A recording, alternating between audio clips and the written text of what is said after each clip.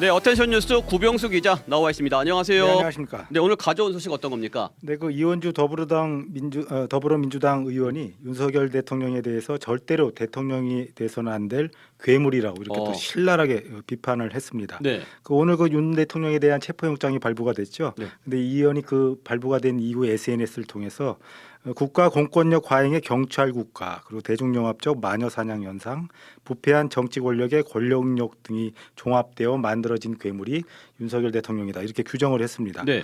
또 한마디로 또 컴플렉스 덩어리라고 이렇게 또 얘기를 했고요.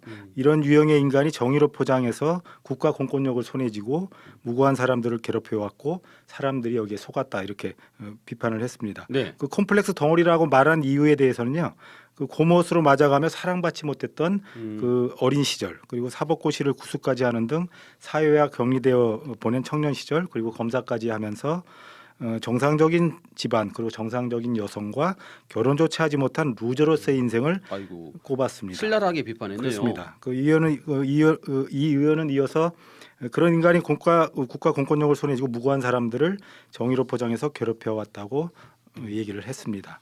괴물인지 루저인지 그리고 콤플렉스 덩어리인지는 잘 모르겠습니다만 12.3 내란 사태 이후 법적 정치적 책임을 피하지 않겠다고 거듭 강조한 윤 대통령이 관저로 숨어 들어간 그런 행태를 보면요, 누가 말했죠? 비겁한 쫄보임은 분명해 보입니다. 네, 그렇군요. 다음 소식도 전해주시죠.